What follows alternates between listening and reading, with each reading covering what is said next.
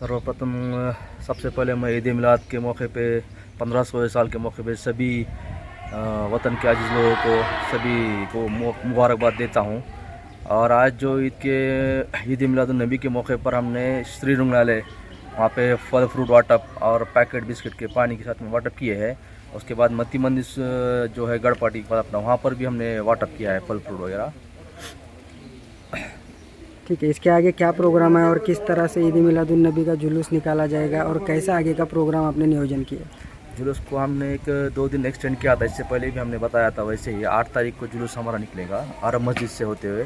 अरब मस्जिद से 8 तारीख को दोपहर में 2 बजे जुलूस निकलेगा हमारा, और रात में ईशा के 8 बजे दरगाह के सामने पहुँचेगा। उसके बाद खाने का लंगर का अहतमाम किया गया है। तमाम आवाम को मैं गुजारिश करता हूँ कि सब उसमें हाजिर रहे।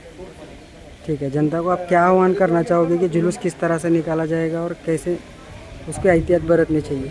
जनता से यही आह्वान करूँगा कि जुलूस को एक लाइन में ना कोई नारेबाजी बाकी एक्स्ट्रा नारेबाजी ना हो, बड़े झंडे ना लाए और अदब से एहतराम से जुलूस निकाले। जिस तरह से हमारे नबी आप सल्लल्लाहु अलैहि वसल्लम ने जो हमें एहतराम सिखाया है, उसी तरह से हम इस जुलूस का एहतमाम करें और सुकून से इत्मीनान से जुलूस को हम रैली निकाले। वही आह्वान करता हूँ। सर किलो बैठे जुलूस कमिटीचे सर्व बांधव आणि या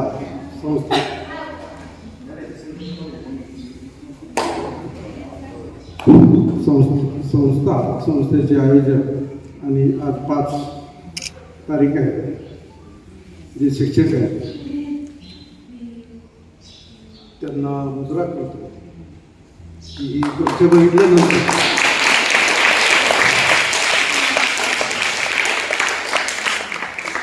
समाजामध्ये असं घडलं काय. समोर या बाजूला बसलेली मुलगी आहे, खाली बसलेली तिचे वय आणि तिच्या शरीराची स्वतःची वाढ, आणि अशा लोकांना अशा विद्यार्थ्यांना लहान मुलांना समाज कसा दूर करतो आणि दूर केलेल्या समाजानं सांभाळण्याचं काम तिथला शिक्षक वर्ग करतो. कारण ह्यांना सांभाळणं एवढं सोपं नाही. बहुतेक सगळ्या मुली आहेत आणि मुलींच्या ज्या समस्या असतात त्या समस्याचं निराकरण करणं आणि त्यांना ह्या ठिकाणी सांभाळणं ही सोपी गोष्ट नाही. आपण बघतो मोठमोठ्या शहरामध्ये जे असे अनाथ आश्रम वृद्धासाठी किंवा लहान मुलांसाठी शासन बऱ्यापैकी कार्यक्रम राबवत असताना हे सेवा करण्यासाठी जे पुढे आलेले आहेत त्यांची सुद्धा मानसिक स्थितीचा आणि विचाराचा तर विचार केला आपण तर दिवसभर हे ह्यांच्याबरोबर राहिल्यानंतर माणूस एखाद्या गोष्टीच्या वारंवार संपर्कात असेल तर त्या माणसाचे विचार किंवा वागणं त्या पद्धतीनं त्याच्याकडे सरकलं जातं. तर ह्या शिक्षकावरती काय वेळ आणि आत्ताच व्यासपीठाने सांगितलेलं की हा भाईचाऱ्याचं एक उदाहरण जुलूस कमिटीनं दिलेलं आहे. माझ्या गावापासून थोडं जवळच हे असताना मला आतापर्यंत माहीत नव्हतं की असं एक बाबा दिव्यांग मुलांचं शाळा किंवा त्यांचं संगोपन करणारं आश्रम या ठिकाणी आहे. तर मी शब्द देतो इथून पुढे प्रत्येक वर्षी मी या ठिकाणी येतो.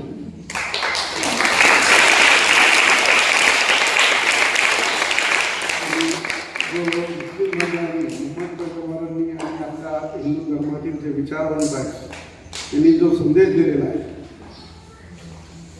त्या संदेशाचं अनुकरण करण्याची जबाबदारी पुढच्या पिढीवर येत असते. आणि ती पिढीले एक आपण घटक आहोत तर ती पुढे आपण लिहिले पाहिजे आणि पुढे ते रोटेट पद्धतीने पुढच्या पिढीकडे ती सर्क्युलेट केली पाहिजे.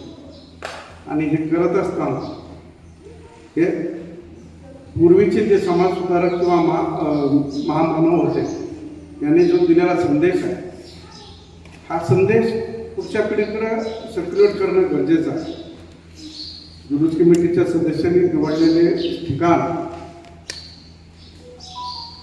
आणि त्यांचं जे त्याच्यामधला विचार आहे त्याचा विचार केला तर तुमचं सुद्धा ह्या शाळा आणि आमच्या सर्वांच्या वतीने आम्ही आभार मानतो की तुम्ही अशा ठिकाणी एक लक्ष वेधलेलं आहे की समाजानं ह्याच्याकडे बघण्याची गरज आहे. आणि तुम्ही जसं म्हणला की आम्ही हे करणार, मी तर नक्की आहे, कारण मी त्या लांब नाही आहे, जवळच आहे. आणि हे मुलींचं त्या शिक्षणासाठी वगैरे म्हणजे नंबर घ्या फोन जरा ह्याच्यासाठी. मी नक्की ते कार्यक्रम ठेवणार.